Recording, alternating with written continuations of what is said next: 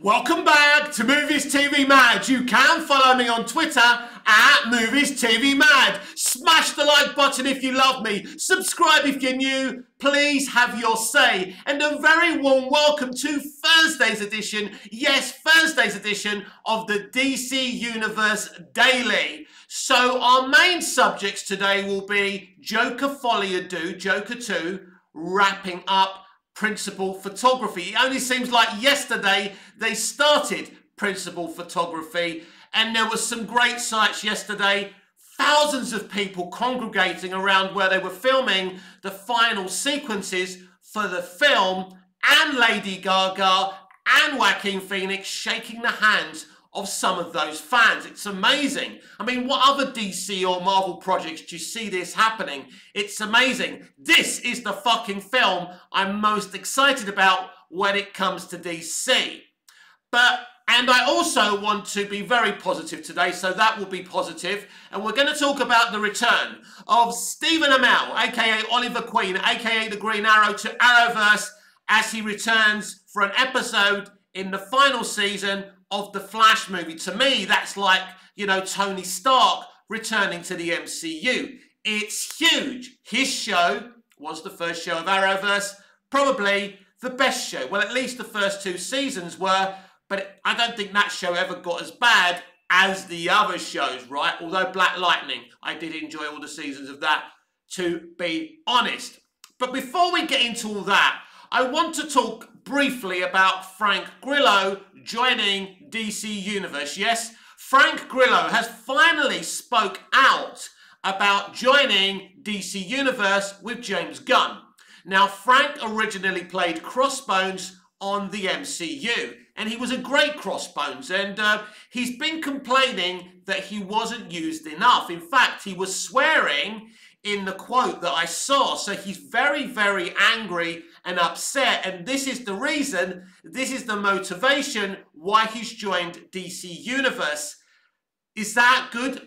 Is that actually good motivation? I know I said I'd keep it positive today, but is that great motivation if you're a DC fan? Someone's just joining DC Universe because the MCU didn't want him. Anyway, he's a very good actor. If you're wondering where he's going to be and who he's going to play, that hasn't been officially revealed yet, but I'm being told he will play a member of the Authority. But maybe he's the next Batman. Maybe he's the DC Universe's Batman. I don't know how old he is. He must be around just slightly younger than Ben Affleck. Who knows what's going on? But it's official. Frank Grillo is joining DC Universe. And yes, I'm happy about that because Frank is a very, very good artist. So as we were saying, Principal Photography has wrapped on Joker 2, Joker Folie à Deux, and this is what Todd Phillips had to say about it. And yes, he did speak about it. That's a wrap. Thanks to these two, the entire cast and the best crew that the film industry has to offer. From top to bottom, gonna crawl into a cave now, edit room, and put it all together. So wow, that's a wrap on Principal Photography for Joker Folie à Deux, and he posted some new pictures of Lady Gaga and Joaquin Phoenix. So let's have a look at the Joker first. Wow. Now, this is from Joker Folie à Deux. This is not from the first movie, just to be clear. Doesn't he look fucking beautiful? Look at him. Look at that motherette. Look at that motherfucker. That's brilliant. No disrespect to the Joker or Joaquin, but he looks great, right? Absolutely fantastic. But if you're a Lady Gaga Harley fan, here you are. Hang on a minute. This stupid thing's playing up on me. I will show you that picture in a minute. Jesus Christ, I hate this tablet. Anyway, yeah, there she is in all her glory. And doesn't she look great? Absolutely brilliant. I am so hyped for this film. So I want to discuss this film for a little while because I think this, and we've discussed this before, I really do believe that this is going to be one of the biggest films in DC history, in CBM history. I think this film is massive. It's going to be a musical. clearly they're going to catalogue the love story between Harley and the Joker. Now, how they're going to do this within the remit of continuing the first movie and continuing this brand new Black Label. Basically, is this Harley's story? Is this the Joker's story? Are they just focusing on the love story? Well, it's called Joker Folie à Deux. And I think folie à deux in translation, and I'm not sure, but I think it means family or insanity within a family, something like that. So could this be his baby sister? Could it? Could it be? Or his sister, not necessarily his baby sister, but could Harley be his sister within this story? Which means I'm wrong and you're wrong, and they're not going to catalogue that love story. And, in the comments down below, let me know if she does end up being his sister. Would you be disappointed? Or are they not referring to Harley when they talk about folie à deux? Now, we know that Bruce Wayne was very young in the first movie. Now, again, we don't know how much time has passed since the first movie, if any at all. But there was that huge talking point about maybe or maybe not Bruce Wayne being Arthur Fleck's, aka the Joker's, half-brother. And maybe there's madness within them both, because there are people who have analysed Batman in the past who, talk about him like a deranged individual, being traumatised by seeing his parents killed. So maybe this movie is more about Bruce Wayne and Arthur Fleck than Harley and the Joker. Could it be that Harley's role is very small, or more smaller than we originally thought? Now, she didn't come onto the production until about a month ago, something like that. And then we started seeing lots and lots of filming once she was announced. So it could actually be that her role in this film isn't as huge as we thought it'd be. But is she starring in this movie? Is it starring Joaquin Phoenix and Lady Gaga? Or has she got a smaller role than we first thought? Who knows?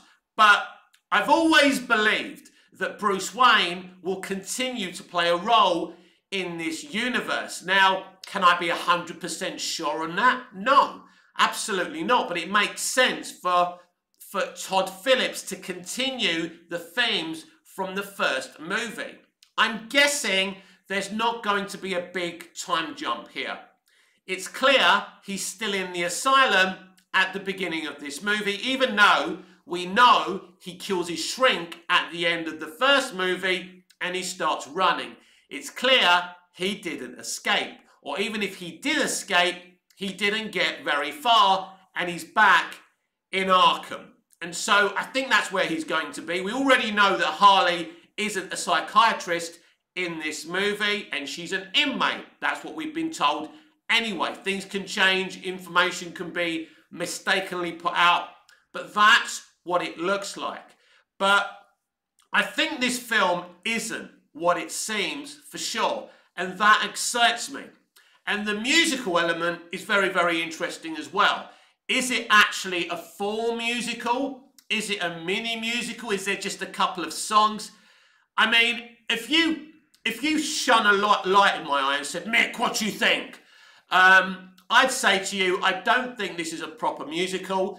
And I think that Lady Gaga isn't in this film as much as we think she is, and she'll get a couple of songs to do.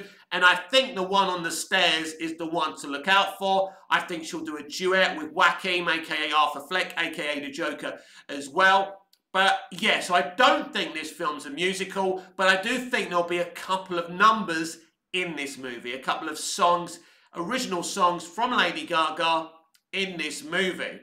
But yeah, I think there's a lot of misdirect going on. I've got to question the motivation of allowing so many photos.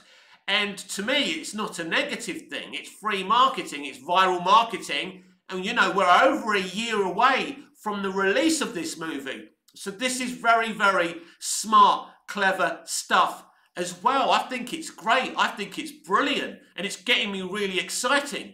really excited with all these pictures and everything, right? And, as I say, it's free marketing. You're not paying for this stuff. There's probably hundreds of people lining up watching them. And also all the pictures we saw clearly are from the last portion of shooting. This is where Lady Gaga first started shooting. And, I think we've seen, and from that moment we've seen a burning Arkham Asylum and things like that. So it's clear there's a certain section of the movie she's in. But she may not be in this movie thoroughly. She may not be in this movie as much as we've made the assumption she is. I'm okay with that because this could just be an introduction for her character. So it will be interesting what direction this movie goes in. And, as I say, it was weird because she wasn't involved in shooting for a very, very long time. I think this movie took about, I don't know when they started shooting it. I think this movie's taken about, 4 months to shoot right now. I think the first movie did as well, to be fair. So it'll be just over 2 hours, just like the first movie. Nothing wrong with that, by the way. So, yeah, I don't think this film is what it seems to be. And when can we expect the trailer for this movie? I would expect them to have a teaser trailer out for October time, when it's about a year to its release. I think that would be a very good idea. I do expect a teaser trailer for Joker Folie à Deux by the end of this year, and I can't wait to see that. Many people questioned the announcement of having a sequel. People saying, we don't need a Joker sequel. I think we do. No, listen, it's not like we had to have a Joker sequel, but the man always wanted to create his own DC franchise in terms of the Black Label universe. And I think this is exactly what he's doing here. Now, if we're talking about teachers' pets and who Zaslav loves the most, it's this man, Todd Phillips. That's who he loves the most. He's the one who was first offered the DC Studios job. So he likes Todd Phillips a lot. And Todd Phillips has free reign on DC right now. So I would be very, very surprised if Todd doesn't get to make more of these Black Label movies, as long as this sequel is as well reviewed and, most importantly, makes the money. They'll be looking for the same amount of money. That's the problem. This movie, nobody thought this movie, an R-rated movie that didn't even have China, would make over $1 billion, but it proves to you it is freaking possible. So all these other failed DC movies haven't got a fucking leg to stand on. When this movie didn't have China, and it was R-rated, and it was hated by some critics. I think it may even be rotten on Rotten Tomatoes right now, which is absolutely ridiculous, isn't it? It's one of the best CBMs ever made. So, yeah, this movie has to do the same again. Maybe it will, maybe it won't. But from all the crowds watching the final section, of the shooting of this movie, it's amazing. If you saw some of the videos coming onto Twitter of what people had filmed and shot, and to actually see Joaquin Phoenix and Lady Gaga themselves shaking hands with fans, it's clear this is what they wanted to happen. They allowed people to turn up. And they allowed people to turn up because they left all the Joker and Harley outside stuff till last, and they wanted people to turn up. As I say, there's not many DC fans I see queuing up and shaking actors' hands at the completion of principal photography. This is a very, very popular movie. Joaquin and Lady Gaga are very, very popular people. This film is going to be huge because not only is this the Joker, Joaquin Phoenix and Lady Gaga are two of the biggest movie stars in the world, and we don't have many of them. I can't believe I'm calling Lady Gaga a movie star, but she's a very, very talented artist, a multi-talented artist, and this is the kind of DC I want to celebrate. I don't want to celebrate crap. I don't want to be negative about DC all the time, but it's very hard not to be negative when the studio are putting out shit, when they've had 5 flops in a row. But I think everyone is very confident, as I am, that Joker Folie à Deux isn't going to flop. Neither is the Batman. These are the two projects I think they've got no worries about whatsoever. As for the other movies coming out this year, they're just saying, you know what, just release them. You know, if worse comes to worse, we'll get our money back, as I explained to you the other day. But yeah, this is very, very exciting, you know, to see the crowds there, to see, you know, Todd Phillips sounding really happy with the production. Do you know what I love about Todd Phillips is the no-frills aspect about him. There's no controversy. I mean, he's got an Instagram account. He's not on Twitter. I think the last time he posted was, you know, after the film was released, the first Joker movie was released. You know, I was so excited when I heard they were doing a sequel. And you know, they were being asked, will you do more? And they said, well, let's see. And yeah, that was good. And people even then were saying, why do we want a Joker sequel? Because the Joker's awesome. Because Todd Phillips came to the studio at the beginning and said, I want to do a Black Label series. And that brings a lot of potential to it. It's very different to what Matt Reeves is doing. It's very different to what James Gunn is saying he's going to do. Let's see if he ever does it with his Batman universe and his Rogues Gallery. What Todd is doing here, he's creating a DC villain universe. But it's not just the DC villain universe. It's not just the Rogues Gallery. It's Elseworlds. Black Label is Elseworlds. And of course, in the films, it's part of DC Elseworlds as well. But in the comics I'm talking about, it's also Black Label is part of Elseworlds. So it's not part of the main timeline, which means you can do whatever the fuck you want with it. And that brings you so much potential. I don't think Joaquin Phoenix has ever done a sequel for anything. So that's amazing that this guy is comfortable in coming back. But of course, it does help that the film was successful, that fans love him for it. It's the one thing he's doing where he, you know, because he nearly joined the MCU as Doctor Strange. Well, he was in negotiations, and for some reason, he told them to fuck off. Thank God Joaquin never did that. It would have been shit for him. And I think he recognised they were going to want him to be in multiple movies, you know, cameos and things like that. And that's not Joaquin. This is a proper auteur actor. This is a proper actor. None of the shit we see today. This is old school Hollywood. And that's what I like. We've got a director and a couple of actors in Joker Folie à Deux, and they're representing old Hollywood, you know, the principles of old Hollywood and not new Hollywood. New Hollywood is a piece of shit. New Hollywood is James Gunn. Old Hollywood is Todd Phillips. Now, Matt Reeves is kind of old Hollywood, but he's also a bit kind of extreme left. So he's a bit of both. So even though I love Matt and I love what he did with the Batman, I do hold back a little bit of trust for him. So hopefully he doesn't let us down with the Penguin and Batman 2. I'm sure he won't. But as I keep on saying, this is, these two projects, the Batman 2 and Joker 2, they're the ones that I'm really, really, relaxed about. I'm chilled about. I'm not stressed about. The other stuff, shit, forget it. Let's see what the Joker, let's see what the Flash movie does. They're bragging about that. We'll soon find out. I'm also very excited to finally see an Aquaman and the Lost Kingdom trailer. That will be very interesting to see later this year. Now, Blue Beetle didn't look too promising. Visually it did, but the other stuff was shit. It didn't look like a really good film. So is Aquaman and the Lost Kingdom a better movie than Blue Beetle? I think potentially looking at the trailer of Blue Beetle and having seen an early test screening of Aquaman and the Lost Kingdom, I do believe that Aquaman and the Lost Kingdom is a far greater movie than Blue Beetle. So why is Aquaman and the Lost Kingdom having such negative reactions from test screening and Blue Beetle isn't? Because fundamentally, people aren't expecting very much from Blue Beetle. Because as long as people see a few gags sometimes and some good VFX, they're pleased. People like a bit of fast pace, right? Well, Aquaman and the Lost Kingdom doesn't have that pace.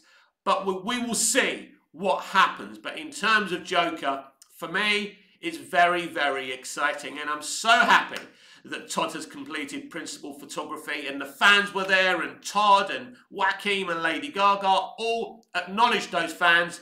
It's a beautiful thing. We finally got to see a trailer for the Flash episode where Oliver Queen returns as Green Arrow, played by actor Stephen Amell. Now, this is one thing I've been really excited about, because I'm no longer an Arrowverse fan or a stan. I used to be. I used to fucking love it. I still think in the early days it's probably some of the best DC live action we've ever seen. Don't question me on that. That's my opinion. I truly believe it. In the early days, it was amazing. I'm not saying the best, but some of the best DC live action we've ever seen. Wow. And to have him back and to see him in the trailer, it's amazing to see, you know, Barry hugging him and Oliver saying, let go, come on Barry, let go, because that's like his big brother. They're not really related, but, you know, it's we don't have bromances anymore. It's not allowed. New extreme Hollywood don't like men being friends. They focus on women and, you know, gay men relationships, but straight guys can't be mates. You know, they're not important anymore. Don't represent the straight white dude, right? So it's very refreshing to see him back. And the trailer itself, even, you know, without Stephen, although the stuff he does is awesome, that episode looks really, really awesome. But this is Arrowverse, and, you know, the season so far, this final season so far, from what I've been told, hasn't been great. No, I haven't been following it, and I haven't been watching it. I haven't watched Arrowverse for about 5 or 6 years, regrettably, because it let me down. It let a lot of people down because of the high quality of its early seasons. But I will be watching this episode. I may even give it a review on one of my editions of the DC Universe Daily in the future. I can't remember when that episode is airing, but I will have access to it and I will check it out. Now, Grant Gustin has been very public, you know, speaking a lot about this final season and his feelings, because Grant's a very private young man. He's not on social media whatsoever. I think he may be on Instagram, but he's not that. He's no James Gunn, right? But he said he went to showrunner Eric Wallace and he wanted Barry Allen to be killed off in the series finale. And Eric Wallace said no. I'm not surprised. That would have upset every single Arrowverse Flash fan for sure. For me, I think it sounds kind of interesting, you know, for him to be some kind of sacrificial lamb, some kind of sacrificial hero. Now, personally, I don't like heroes dying in series finales. I don't like the fact that they killed Dexter off, but they are going to create a new era of Dexter with his son, so that will be interesting. And maybe Dexter will play, you know, the passenger thing, the ghost that Harrison can talk to. Anyway, that's Dexter. We're talking about Arrowverse and DC Universe, obviously. I do get distracted very easily. Great show, Dexter, by the way.